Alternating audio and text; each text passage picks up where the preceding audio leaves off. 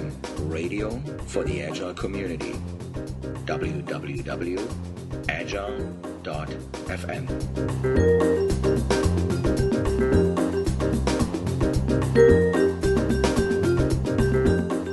Welcome to another episode of Agile.FM. Today I have Achim Nowak. Achim is a keynote speaker, C-level coach with influence, that is influence with an S at the end.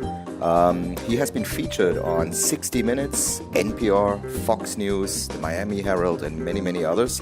And he just released a book which is called The Moment. And The Moment is a book, a practical guide to creating a mindful life in a distracted world. I have invited Achim to this podcast because I believe there is a ton of things, although Achim is not an Agilist per se, but he has spoken at Agile events, but there is so much he can share with us as a community, what we could do better in creating a mindful life in a distracted world. Welcome to the podcast, Achim.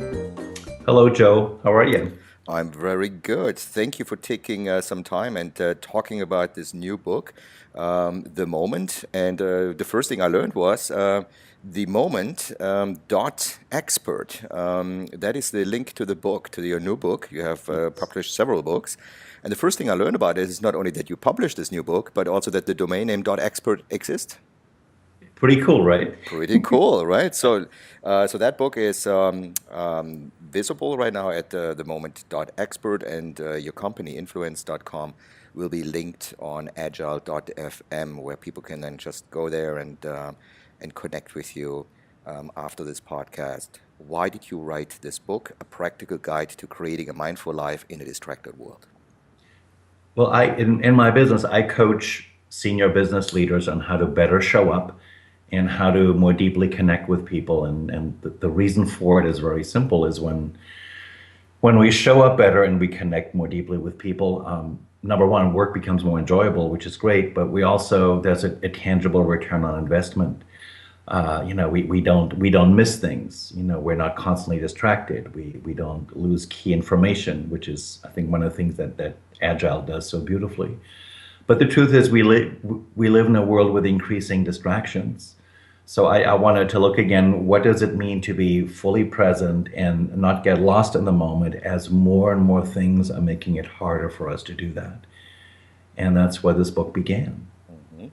So we have our moment here right now together Yes. for the next, let's say, 15, 20 minutes or so. And we'll be talking about this book. There are two things when I saw that link and we connected, and two things I saw instantly, and that was the word distractor. The other one was the word common sense you used in some of your language. Yes.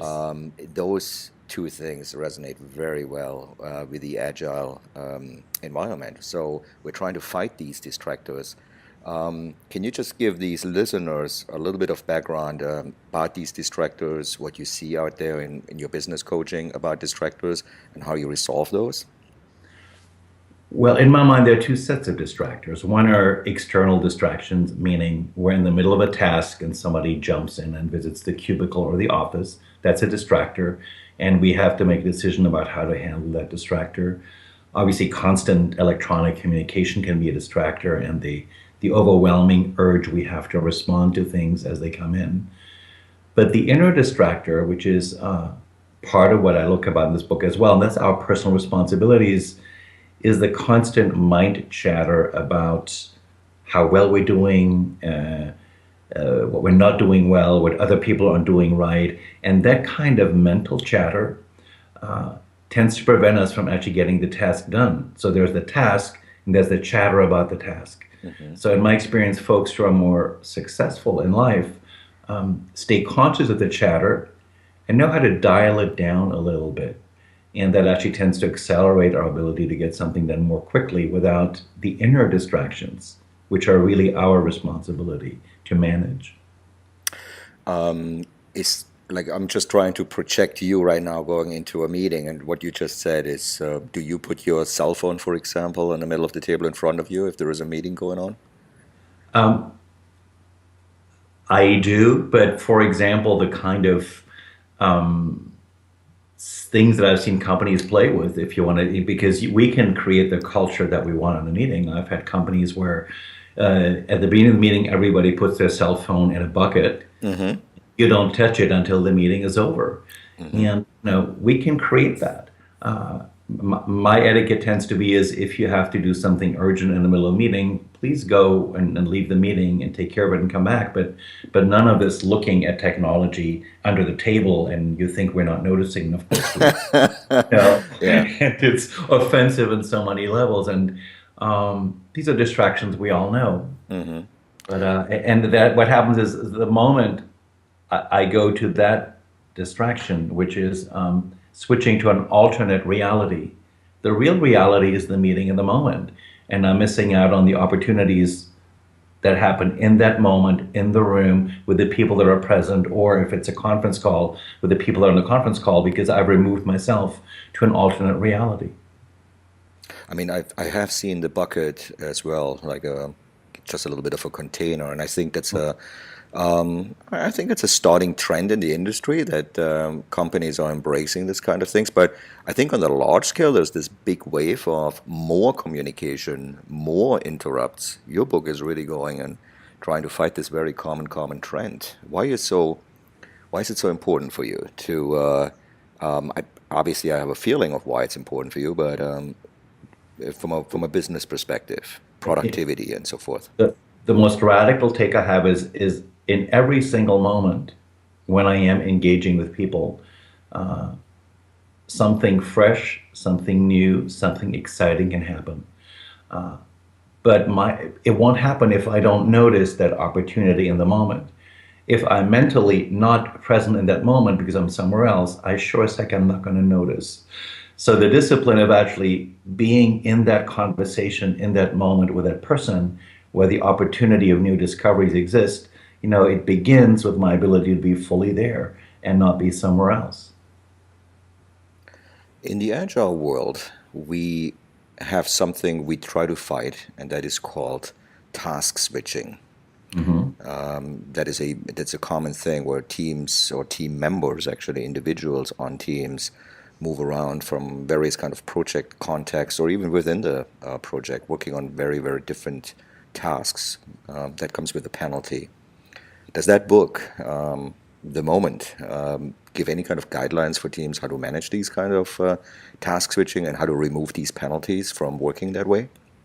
Well, I go into more metaphysical language. So I talk about 4 keys, and one of the keys is about noticing the energy of the moment and going with it. Because I think there are 2 people. People either notice the energy of the moment and they jump on it, which I call riding the wave, or people that tend to block the wave.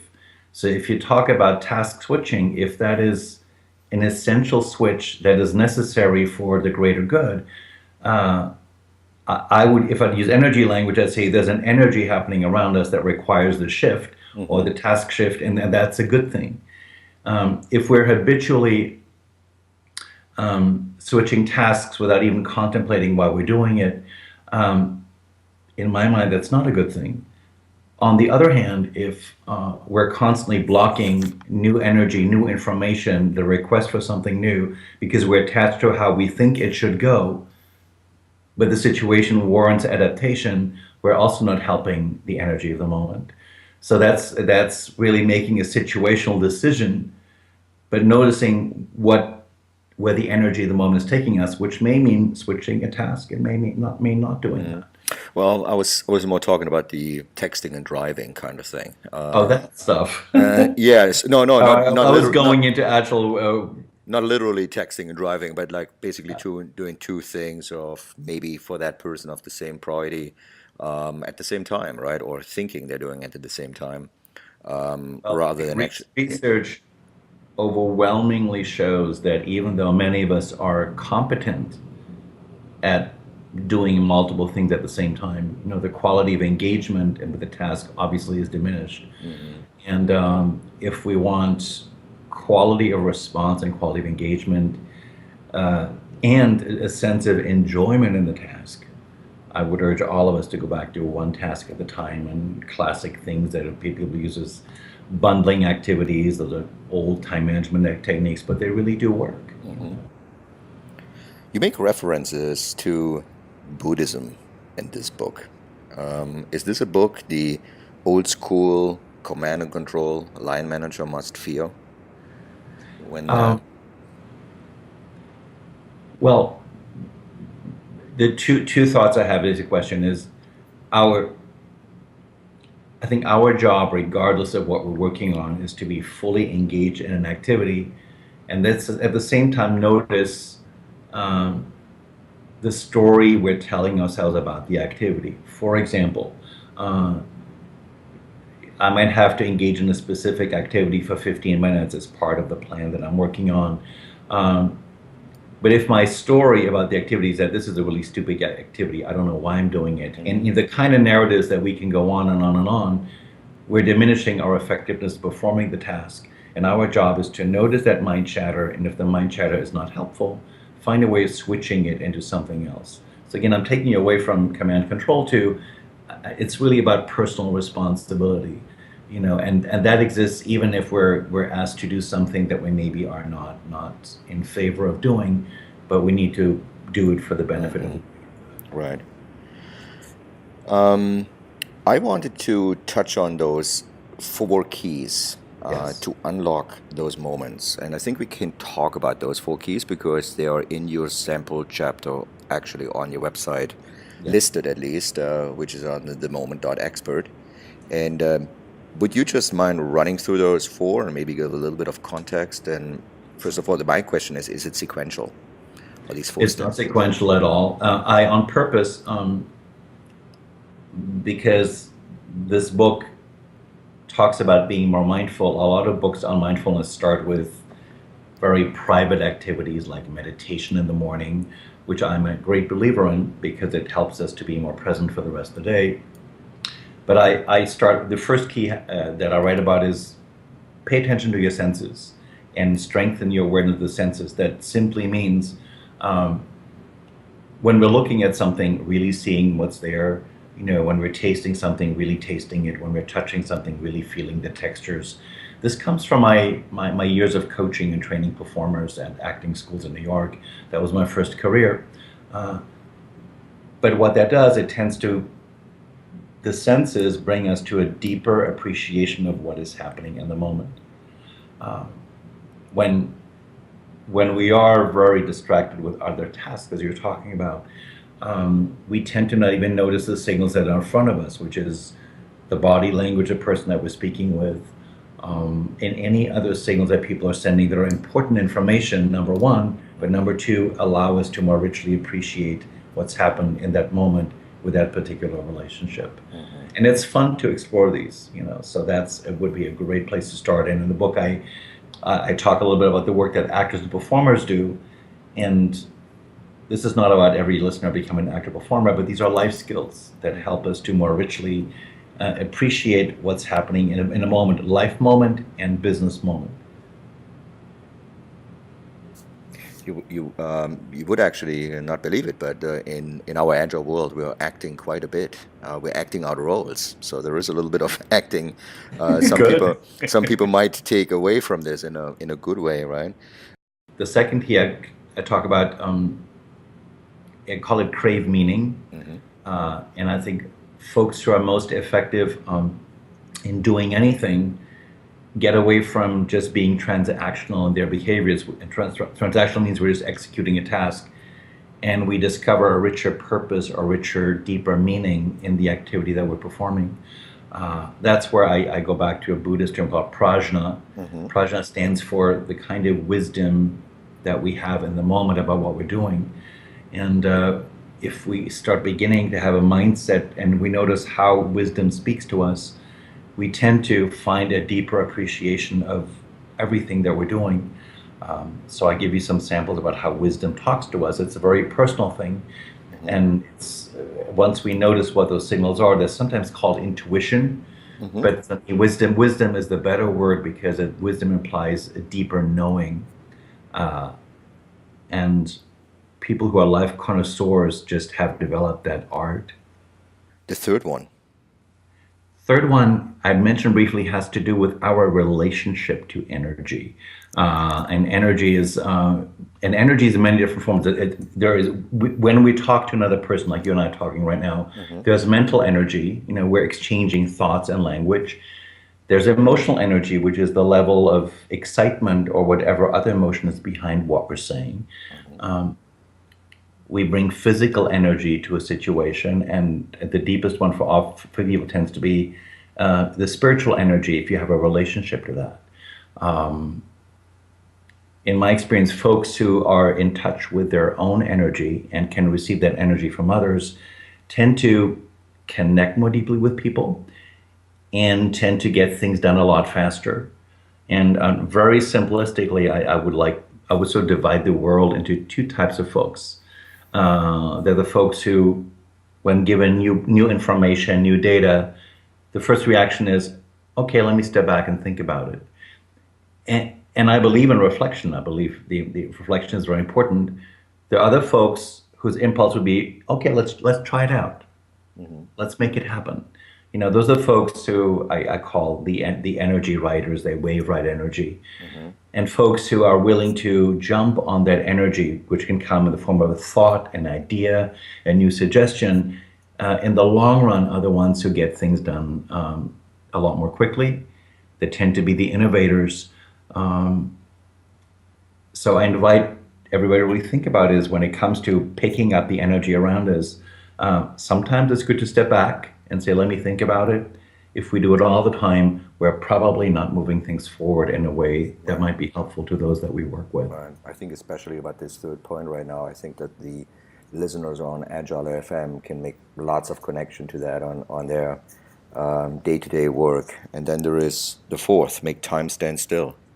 Well, the time, our relationship to time is, our time is, we tend to structure our time, we organize time. Most of us usually don't have enough time. And sometimes we have a sense that time is moving by too fast. So folks who are more successful in life, I think, have a very conscious relationship to time, and they know how to slow time down a little bit. And I invite you to look at that in two different ways. There's a reason why meditation is a very popular practice these days for many folks, because it tends to slow down the body rhythm and the mind. It's especially helpful in the morning because as we start the day a little calmer, a little less distracted, we bring that sense of calm to all of our interaction the rest of the day because we have slowed ourselves down, and we tend to make smarter decisions along the way, and we don't get so sucked into the drama of the day. Right. So one way of slowing down time in the act of meditation, there's actually three levels to it. We begin to slow down our thoughts and the chatter in the mind. We tend to slow down our desire to distract ourselves, run around, get a drink, do this and do that. And we tend to slow it down by releasing the stress in the body. And when people who do this at the deepest level get to the point for a little while where any notion of time disappears, people tend to call it a state of bliss or peace. And we can dismiss this as a precious private activity. Well, first of all, it feels good, but that experience, when we have it, if we bring that quality to the rest of our work relationships, they become a lot better. The other part, which is, I think, sounds much sexier, which I love, has to do with creating the experience of flow in the middle of a work task. And flow very simply means we get so engaged in what we're doing that we lose track of time. Something takes 2 hours and we look at the clock and we go, gosh, I thought I was only working for 10 minutes. So that level of engagement is very powerful. And the two things that are important about getting to the flow experience, we don't get to flow by doing nothing. Now, both you and I have houses in South Florida, and people tend to think, well, I just want to hang out on the beach and do nothing for a day.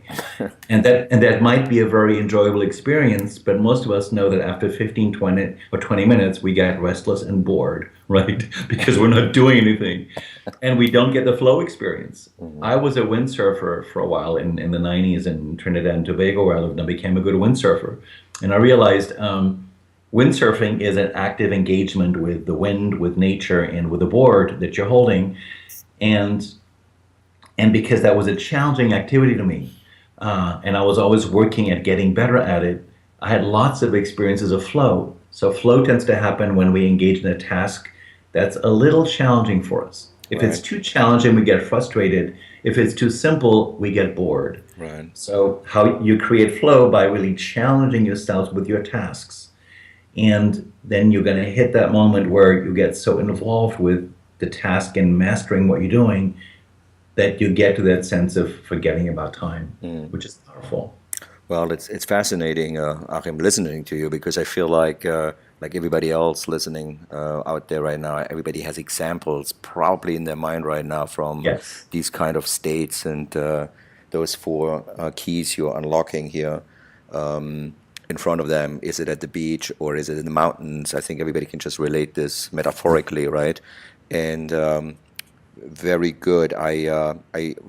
We could go on and on and on with this and listening to you, but there's also a book, right? People could purchase and listen and basically read up on it, the moment.expert. Everything about you, your links, and how to connect with you will be on Agile.FM.